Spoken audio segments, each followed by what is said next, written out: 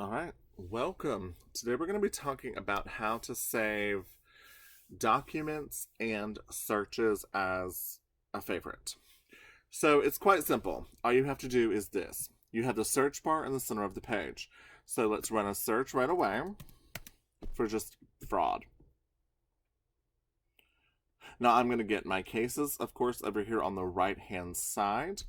If you enjoy a case, you can actually save a case as a favorite or a bookmark.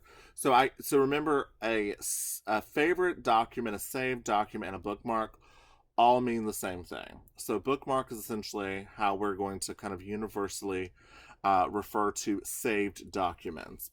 So without opening a case, you can simply click on the bookmark icon to the right of the case name. So let's say that this cold storage case here was really interesting.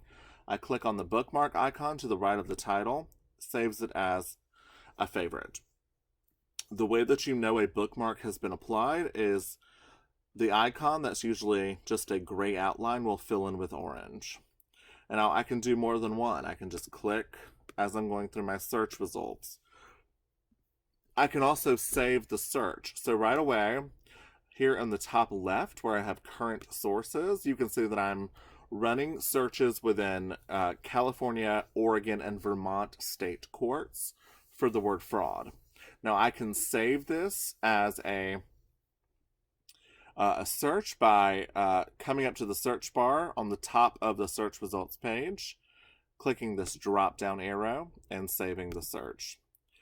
So, as a reminder, to save a case as a favorite or as a bookmark from the search results page, I simply click on the bookmark icon to the right of the case to save it as a favorite. To save a search as a favorite from the search results page, I click the drop down arrow and then make sure this star here is filled in with orange as well.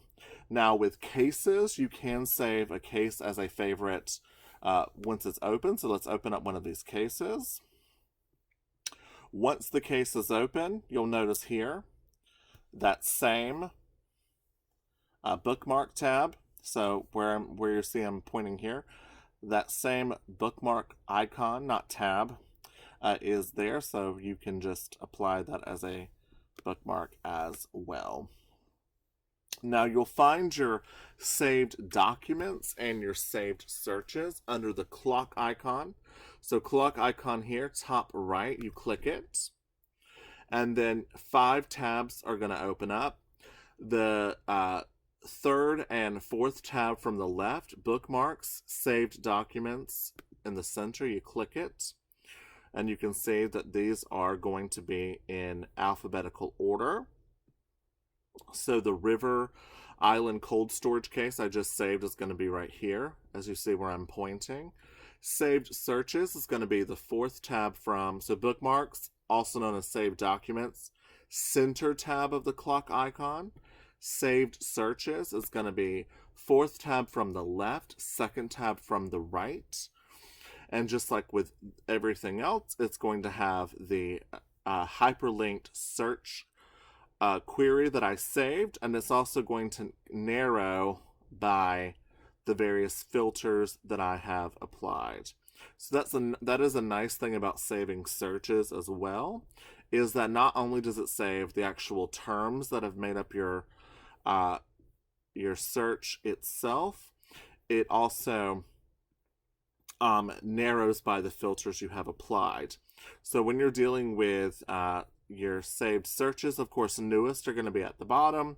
So you see here when I scroll all the way to the bottom, fraud is here. And then I've got my 3 areas. I've got California, Oregon, and Vermont state courts as my filter. And then I could just click it and then rerun that search. Technically, it didn't rerun it because it was already on the screen, but you get the gist. You can come up here, click the clock icon, go to saved searches. I could rerun, let's say this one, for example. And then you can see that it's now changed those filters as well. And this has been a tutorial video on bookmarks and saved searches.